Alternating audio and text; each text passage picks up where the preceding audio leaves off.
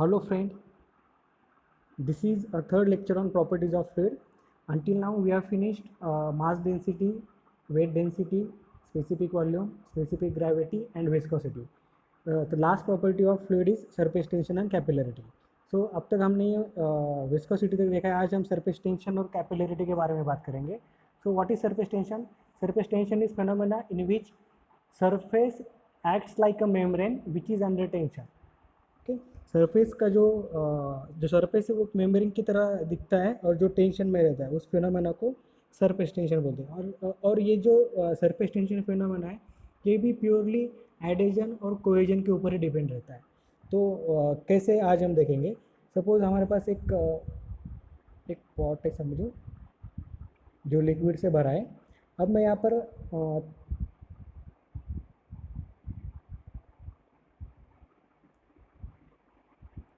मैंने 3 molecule consider किए. ये मॉलिक्यूल 1, ये मॉलिक्यूल 2, ये मॉलिक्यूल 3. ओके, अब मॉलिक्यूल 1 के बारे में देखो. मॉलिक्यूल 1 हर डायरेक्शन में अपने ही दूसरे मॉलिक्यूल के साथ में अट्रैक्टेड रहेगा इक्वली. ओके, जो मॉलिक्यूल 1 है वो जिसके अराउंड उसी सबस्टेंस लिक्विड के मॉलिक्यूल है, तो उसका जो कोहेजन रहेगा, कोहेजिव फोर्स रहेगा, वो सभी डायरेक्शन में इक्वल रहेगा. तो वो कहीं पे जाएगा नहीं. ओके, बिकॉज वो हर तरह से इक्वली पुल हो रहा है, तो वो अपनी जगह पे स्टेबल रहेगा. क्लियर. अब से अब मॉलिक्यूल 2 के बारे में देखो. मॉलिक्यूल 2 के डाउनवर्ड साइड में ज़्यादा मास है लिक्विड का और ऊपर कम मॉलिक्यूल है. ओके, तो ये इसका जो कोहेसिव फोर्स है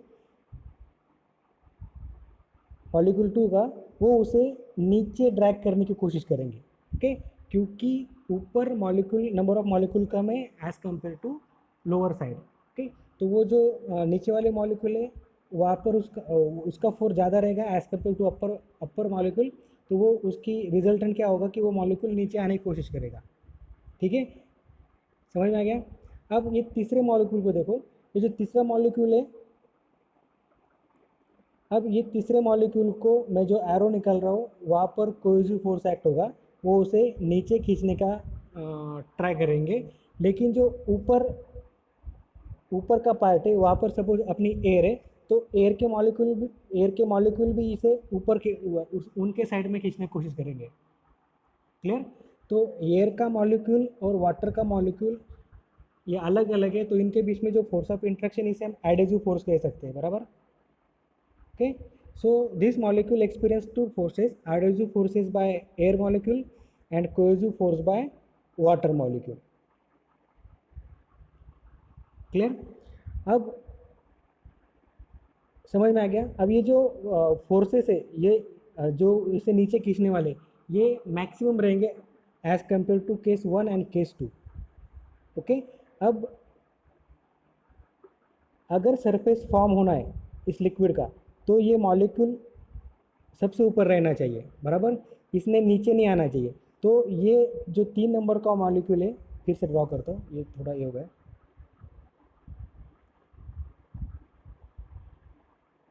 ये जो अपना 3 नंबर का मॉलिक्यूल है, इसे ऊपर ही रहना होगा तभी सरफेस फॉर्म होगा. ओके, तो ये जो लिक्विड है यहाँ पर, ये उसके ऊपर वर्क अप्लाई करता है अगेंस्ट दिस डाउनवर्ड फोर्स. मतलब ये मॉलिक्यूल सरफेस पे ही रहना चाहिए तभी सरफेस फॉर्म होगा. तो that needs a mechanical work, क्योंकि ये बाकी मॉलिक्यूल से कोहेसिव फोर्स से नीचे खींचेंगे. तो इस फोर्स के अगेंस्ट में एनर्जी उसको लिक्विड देता है ताकि वो सरफेस पे रहे, सरफेस फॉर्म हो जाए. क्लियर. इसी वजह से ये जो सरफेस है टेंशन में दिखता है. Clear. So one thing is very important here. अगर लिक्विड को सरफेस फॉर्म करना है तो उसे मैकेनिकल एनर्जी कंज्यूम करनी होती है. अब कौन सी एनर्जी कंज्यूम करेगा? अब ये जो लिक्विड है स्पॉट में, उसकी कुछ ना कुछ पोटेंशियल एनर्जी रहेंगी, उसी का कुछ पार्ट इस सरफेस फॉर्म होने में लगता है. Clear. So by consuming this potential energy, this liquid form a surface which is acts like a membrane and which is in tension along the this direction. That this phenomena is called surface tension. समझ में आ गया? अब जो surface के molecule है ये इस direction में फोर्स एक्सपीरियंस करेंगे, जिसकी वजह से वो टेंशन में आएंगे और वो जो ऊपर का लेयर है वो मेम्ब्रेन की तरह लगेगा. That is known as surface tension. और वो कब फॉर्म होगा?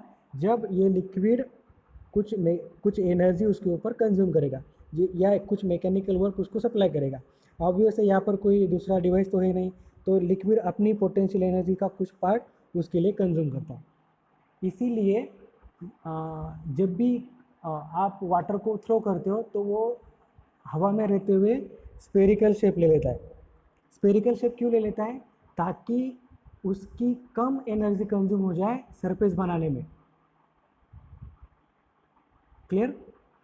और तो फिर वो स्फेरिकली क्यों बनता है? क्योंकि स्फेयर ही ऐसी एक डायग्राम है जिसका surface area as compare to volume सबसे कम रहता है. अगर गिवन वॉल्यूम के आप अलग अलग शेप लोगे, आप क्यूब लोगे या सिलेंडर लोगे या स्पीयर लोगे, तो स्पीयर का सरफेस एरिया बाकी फिगर से कम रहता है. मतलब कम सरफेस एरिया तो कम सरफेस टेंशन लगेगा. कम सरफेस टेंशन मतलब कम एनर्जी कंज्यूम करनी होती है. इसीलिए नेचुरली जब भी आप वाटर को थ्रो करते हो तो एयर में वो स्फेरिकल शेप ले लेता है ताकि सरफेस टेंशन में कम से कम एनर्जी उस वाटर की वेस्ट हो जाए.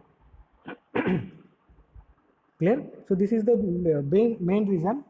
सो सरफेस टेंशन या किसी भी चीज़ को अगर सरफेस बनाना है तो वो चीज़ ऐसे तरीके से सरफेस बनाती है कि कम से कम एनर्जी वहाँ पर कंज्यूम हो जाए, क्योंकि एनर्जी लिक्विड को खुद देनी होती है उसकी पोटेंशियल एनर्जी से.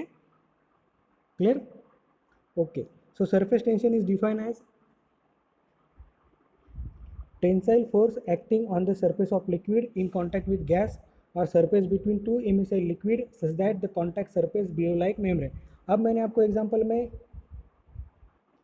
में ऐसा बताया कि ये वाटर है और उसके ऊपर एयर है, लेकिन कभी कभी क्या होता है, ये वाटर है और उसके ऊपर एक आधा ऑयल का लेयर लेता है, तो ये दोनों के बीच का जो सरफेस ये this is also acts like a surface tension. Okay. Now surface tension is created due to unbalanced cohesive force acting on the liquid molecule at the fluid surface. जो मैंने बताया केस 1, 2, 3, जो सबसे ज़्यादा कोहेसिव फोर्स लगता है वो surface के ऊपर लगता है. Molecule in the interior of the fluid mass are surrounded by molecule that are attracted to each other equally. जो सरफेस पे नहीं रहेंगे, नीचे रहेंगे, वो इक्वली अट्रैक्ट रहेंगे तो वो अपनी जगह पे नहीं छोड़ेंगे. However, molecule along the surface are subjected to a net force toward the interior. जो सरफेस के ऊपर है उनके ऊपर net force,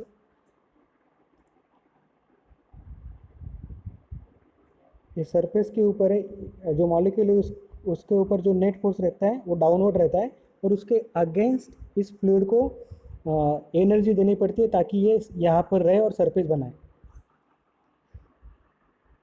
The apparent physical consequences of this unbalanced force along the surface is to create a hypothetical skin or membrane that is called surface tension. Okay, जो मैंने बताया वो ये फिगर वो है. अब सबसे इम्पोर्टेंट बात, जो टेंसाइल फोर्स है वो इस डायरेक्शन में एक्ट होता है.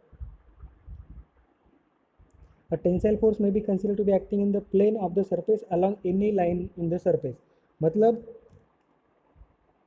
जितना सरफेस की लेंथ ज़्यादा होगी उतना सरफेस टेंशन ज़्यादा होगा. और सरफेस टेंशन को आप दूसरे इसमें भी ये कर सकते हो, उसको सिग्मा से डिनोट करते हैं. Surface tension can be considered or known as force per unit length. Okay, surface की जो पर यूनिट लेंथ है उसके ऊपर कितना फोर्स एक्ट हो रहा है, इसीलिए इसका यूनिट है न्यूटन पर मीटर. आप इजीली ध्यान में रख सकते हैं. न्यूटन मीटर ये सरफेस टेंशन का यूनिट है. न्यूटन पर मीटर स्क्वायर ये प्रेशर और स्ट्रेस का यूनिट है. न्यूटन पर मीटर क्यूब ये वेट डेंसिटी का यूनिट है. तो आप याद माइंड कर सकते हैं कि सरफेस टेंशन क्या है, force per unit length. Force per unit length, जितना सरफेस का लेंथ ज़्यादा होगा उतना ज़्यादा force. So force per unit length nothing but surface tension और उसका यूनिट है न्यूटन पर मीटर.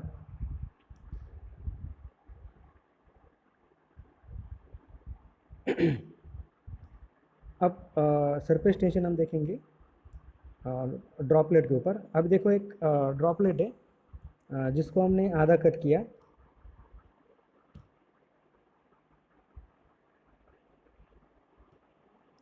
ये वाला। तो उसकी जो सरकमफरेंस है वो तो हॉलो रहेगा, उसका जो सरकमफरेंस है उसके ऊपर सरफेस टेंशन रहेगा। Okay, consider a small spherical droplet of liquid of radius r on the entire surface of the droplet. The tensile force due to surface tension will be acting. Let जो surface tension है हम उसे sigma कहेंगे। Pressure delta P pressure intensity inside the droplet. Okay, अब देखो, इस droplet को हमने दो हाफ में डिवाइड कर दिया, तो सरफेस टेंशन एक्ट हो रहा है सरकमफरेंस पे और प्रेशर एक्ट हो रहा है इस क्रॉस सेक्शनल एरिया पे। क्लियर? अब अगर हम बैलेंस करेंगे, अगर इक्विलिब्रियम में क्या होगा,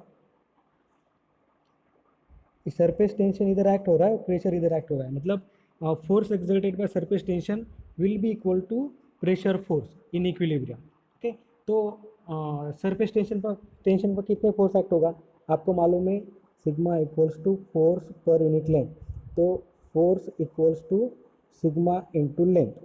ओके, लेकिन सरफेस टेंशन कितनी लेंथ पे एक्ट हो रहा है, अलॉन्ग दी सरकमफेरेंस। तो सरकमफेरेंस को हम क्या कैसे कैलकुलेट करेंगे, 2 पाई आर। ये लेंथ कितनी होगी सरकमफेरेंस की जितनी, तो नेट या टोटल सरफेस टेंशन फोर्स कितना एक्ट होगा, sigma into 2 pi r. Clear? Similarly इस पूरे क्रॉस सेक्शन पे P प्रेशर एक्ट हो रहा है, तो प्रेशर फोर्स कितना एक्ट होगा, pressure is nothing but force per unit area. तो प्रेशर फोर्स क्या आएगा, प्रेशर इनटू एरिया। अब ये क्रॉस सेक्शनल सर्कुलर है तो इसका एरिया क्या आएगा, पाई आर स्क्वायर। ओके, या पाई बाय 4 डी स्क्वायर, कुछ भी आप ले सकते हैं। तो पाई आर स्क्वायर में रखेंगे, डेल्टा पी ये हो गई प्रेशर इंटेंसिटी है प्रेशर, और पाई आर स्क्वायर हो गया cross sectional area of droplet. अब ये दोनों फोर्स है, इसको मैं इक्वेशन 1 कहता हूँ और इसको इक्वेशन 2। ये दोनों फोर्स इक्विलिब्रियम में सेम रहेंगे, surface tension force will be equal to pressure force. तो इसको मैंने इक्वेट कर दिया तो आपको ये मिलेगा। ओके, अब ये ड्रॉपलेट का था, बबल हॉलो रहता है। बबल के और इसके बीच में आपको बताता हूँ, अगर आप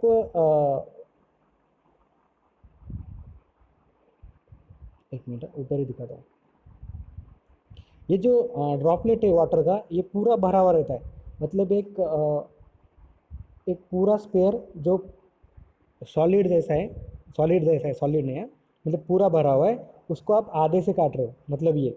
लेकिन जो बबल रहता है, बबल बबल स्पेयर ही रहता है, लेकिन बबल अंदर से भी एयर से भरा रहता है और बाहर भी बबल की एयर रहती है। ओके, तो सरफेस टेंशन दोनों तरफ से एक्ट होता है, अंदर से भी बाहर से भी, इसीलिए यहाँ पर 2 है। समझ में आ रहा है? अगर आप बबल को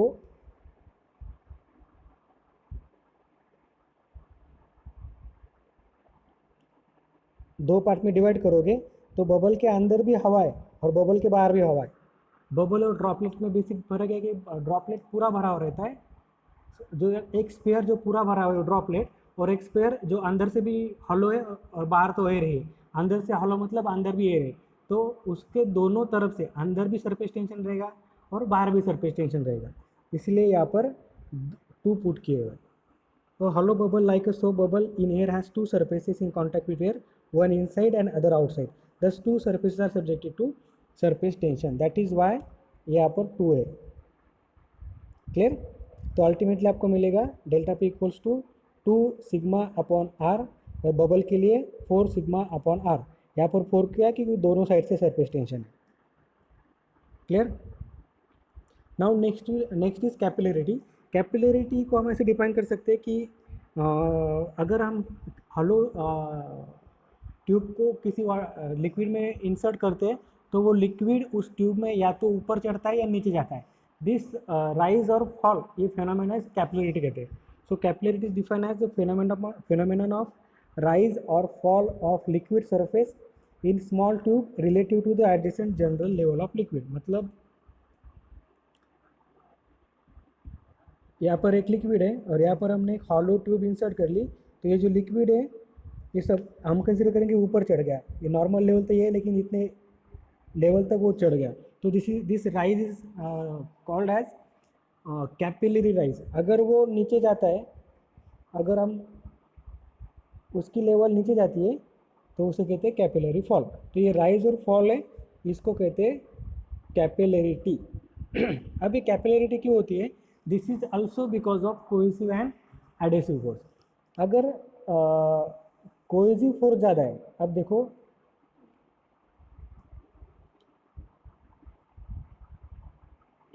अगर कोहेसिव फोर्स ज़्यादा है और आपने एक ग्लास की ट्यूब यहाँ पे पुट की, कोहेसिव फोर्स ज़्यादा है एडेसिव फोर्स है. एडेसिव फोर्स का कहाँ पर आएगा? ये ग्लास के जो मॉलिक्यूल है और इस लिक्विड के जो मॉलिक्यूल है इसके बीच का फोर्स ऑफ अट्रैक्शन ये रहेगा एडेजन, और इस लिक्विड का एक मॉलिक्यूल और उसी लिक्विड का दूसरा मॉलिक्यूल, इनके बीच में जो फोर्स ऑफ अट्रैक्शन है वो रहेगा कोहेजन. ओके, अभी इस केस में कोहेजन ज़्यादा एडेजन से, मतलब जो लिक्विड के मॉलिक्यूल है उनकी टेंडेंसी क्या रहेगी कि वो लिक्विड के दूसरे मॉलिक्यूल की तरफ खींचे जाएंगे, अट्रैक्ट होते जाएंगे.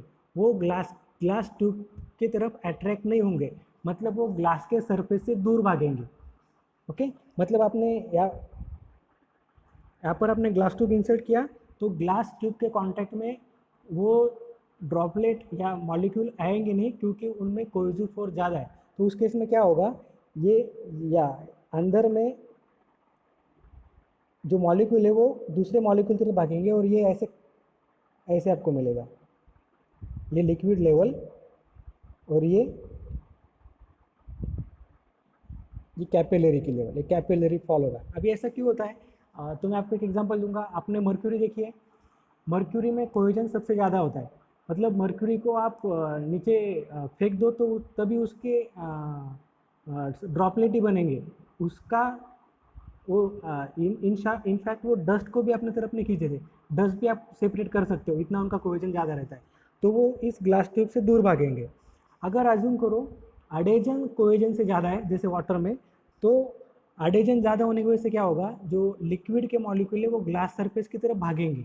मतलब ग्लास सरफेस के जो मॉलिक्यूल है और लिक्विड के जो मॉलिक्यूल है इनमें अट्रैक्शन होगा, तो वो धीरे धीरे ग्लास सरफेस की तरफ अट्रैक्ट होते हुए ऊपर जाएंगे, तब ग्लास की लेवल ये रहेंगे. क्लियर, ये इसमें से भर जाएंगे. वो फिर से बताता हूँ.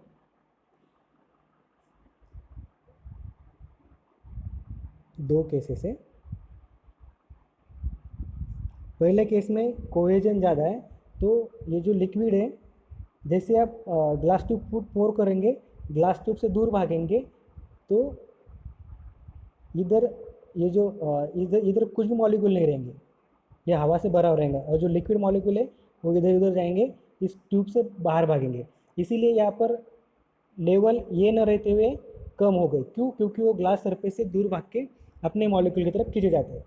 सिमिलरली अगर एडेजन ज़्यादा है, अगर आपने ग्लास ट्यूब पोर की, अब ये देखो लिक्विड की लेवल ये है, तो ये जो दूसरे इधर के लिक्विड है ये ग्लास ट्यूब के अलॉन्ग भागेंगे, ऊपर जाएंगे और एक नया लेयर फॉर्म होगा. तो ये जो राइज होगा ये क्यों हो गया? क्योंकि एडेजन ज़्यादा है. एडेजन ज़्यादा है मतलब ग्लास ट्यूब के मॉलिक्यूल में और वाटर के मॉलिक्यूल में ज़्यादा अट्रैक्शन है, इसलिए वो ग्लास के सरफेस की तरफ भागे. ओके, अब ये जो लेवल बढ़ रही है, जो राइज हो रहा है, ये क्यों हो रहा है? क्योंकि यहाँ पर एडेजन ज़्यादा है. और यहाँ पर जो फॉल हो रहा है क्यों हो रहा है? क्योंकि यहाँ पर कोहेजन ज़्यादा है. इसीलिए अगर आप मर्क्यूरी में ग्लास ट्यूब इंसर्ट करते हो तो कैपिलरी फॉल होता है, मतलब वो लेवल के नीचे चला जाता है. अगर आप वाटर में पुट करोगे तो कैपिलरी राइज होता है, क्योंकि उसमें एडेजन ज़्यादा होता है. ओके, अब देखो, the rise of liquid surface is known as capillary rise, whereas the fall of the liquid surface is known as capillary depression. The attraction मतलब adhesion between the wall of tube and liquid molecule is strong enough to overcome the mutual attraction of the molecule and pull them up the wall. जो मैंने अभी बताया, जैसे कि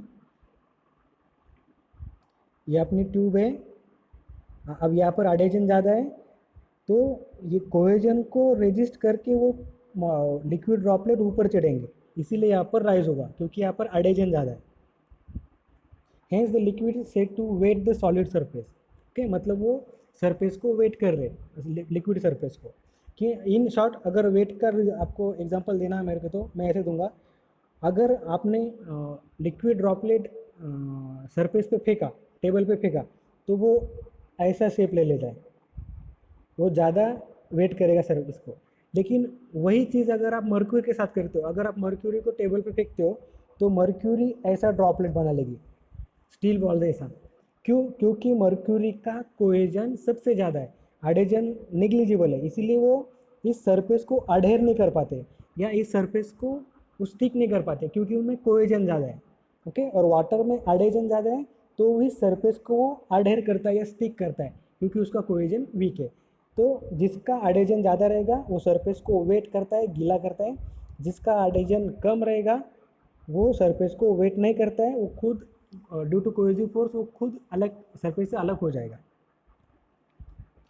it is express in term of centimetre m m of liquid, मतलब कितना height उस tube में वो चढ़ा है वो सेंटीमीटर एम एम में मेजर करते हैं। its value is depend on specific weight of the liquid, diameter of the tube and surface tension of the liquid। तीन चीज़ों के ऊपर डिपेंड है। पहला स्पेसिफिक वेट मतलब वेट डेंसिटी, दूसरा डायमीटर ऑफ ट्यूब और तीसरा सरफेस टेंशन ऑफ लिक्विड। अब हम कैलकुलेट करेंगे। अब देखो ये जो टिपिकल एग्जांपल है, एक minute, this is example of capillary rise, मतलब इस लिक्विड का एडिशन कोहेजन से ज़्यादा है तो ये जो ग्लास सरफेस है उसकी तरफ ये अट्रैक्ट होके ऊपर चले जाएंगे और एक उनके लेवल से ऊपर जाएंगे, इसीलिए कैपिलरी राइज कहते हैं। ओके, अब ये देखो मैं यहाँ पर एक सरफेस फॉर्म हुआ जो सिग्मा से दिखा है, तो यहाँ पर सरफेस टेंशन एक्ट होगा, लेकिन वो सरफेस टेंशन इस डायरेक्शन में एक्ट हो रहा है और उसका इंक्लिनेशन थीटा है, यहाँ पर दिया हुआ है, और उसकी हाइट एच है। Okay, consider a glass tube of small diameter d, open on both ends and inside in liquid.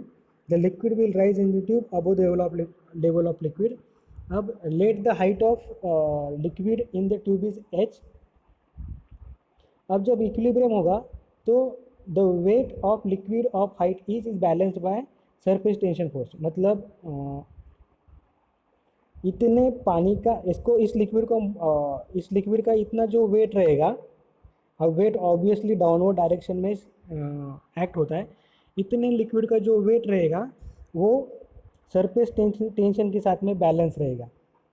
Okay, तो ये सरफेस टेंशन अब इंक्लाइन डायरेक्शन में, इसका हमें कंपोनेंट निकालने पड़ेंगे।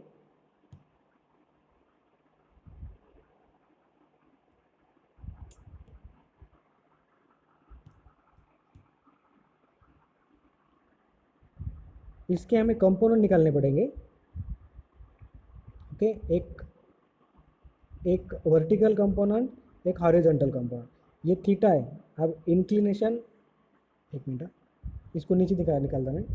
ये जो सिग्मा है इसका वर्टिकल के साथ में इंक्लिनेशन थीटा है, तो वर्टिकल कंपोनेंट जिसके साथ में इंक्लिनेशन रहता है वो कॉस रहता है, तो उसका वर्टिकल कंपोनेंट क्या आएगा, सिग्मा कॉस थीटा। अब वो सिग्मा कॉस थीटा जो ऊपर एक्ट हो रहा है वो नीचे के वेट को बैलेंस कर देगा इक्विलिब्रियम कंडीशन में। ओके, अब इसका वेट कितना होगा वो निकालेंगे हम।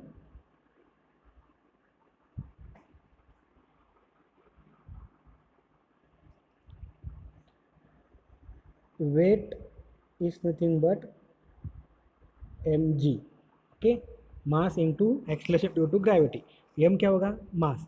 तो मास को हम लिख सकते हैं रो वी, क्योंकि density equals to mass per unit volume, तो मास को हम क्या लिख सकते हैं, डेंसिटी इंटू वॉल्यूम इंटू जी। Okay, rho into volume into जी। अब इसका वॉल्यूम कितना आएगा, इसका वॉल्यूम आएगा, यह हाइट आपको मालूम है एच और इसका डायमीटर डी है, तो सरफेस एरिया मतलब ये एक सिलेंडर है जिसका डायमीटर डी है और हाइट एच है, तो ये आएगा π/4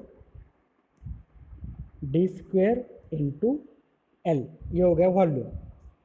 ओके, तो π/4 d square into H into rho into g, ये हो गया वेट। अब वो वेट को कौन बैलेंस कर रहा है? Surface tension. सरफेस टेंशन का वर्टिकल कंपोनेंट है sigma cos theta, sigma cos theta. अब सिग्मा जो सरफेस टेंशन फोर्स है वो पूरे सरकमफेरेंस पे है, तो sigma into pi D into cos theta. Clear? ये इक्वेशन और ये इक्वेशन, ये और ये कंपेयर करो, आपको मिल जाएगा H equals to 4 sigma cos theta upon rho into g into d. Clear? तो ये था expression for capillary rise. Okay, वैसे हम कैपिलरी फॉल के लिए भी बना सकते हैं एक्सप्रेशन। कैपिलरी फॉल में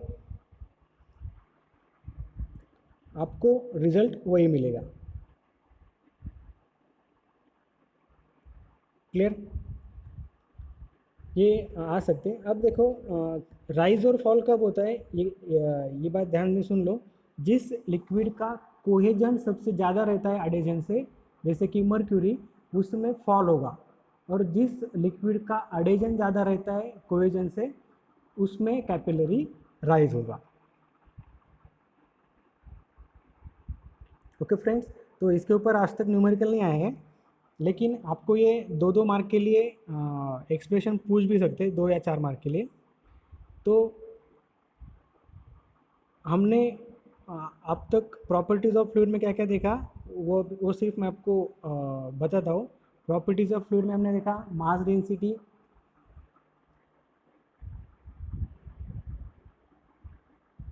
उसके बाद में weight density, specific gravity, specific volume, viscosity. Viscosity में 2 part, dynamic viscosity and kinematic viscosity. उसके बाद में सरफेस टेंशन और कैपिलरिटी। तो ये हो गया अपना प्रॉपर्टीज़ ऑफ फ्लूइड, जो भी बहुत इंपॉर्टेंट है। इसमें आपसे 2 या 3 क्वेश्चन आप बना सकते हो, जैसे कि right a note on properties of fluid. आपको ये सब प्रॉपर्टी ब्रीफली 7 या 8 मार्क के लिए आएगा, तो एक्सप्लेन करना है। उसके बाद में आएगा right a note on types of fluid, तो आपको types of Newtonian fluid, non Newtonian fluid, ये एक्सप्लेन करना है। या उसके बाद सरफेस टेंशन या कैपिलरिटी के ऊपर भी 5 या 6 मार्क का शॉर्ट नोट का क्वेश्चन आ सकता है। तो इसमें आपको डेफिनेटली इसमें से एक क्वेश्चन तो आपको आना है। तो अगर आप अच्छे से प्रिपेयर करेंगे तो आप डेफिनेटली आपको एक क्वेश्चन इसके ऊपर मिलेगा। मे बी 2 क्वेश्चन भी मिल सकते हैं, एक 6 मार्क का और एक राइट नोट ऑन में 5 मार्क का। तो अच्छे से प्रिपेयर करो, ईजी पार्ट था जो आपको पहले ही हो चुका है। Okay, thank you.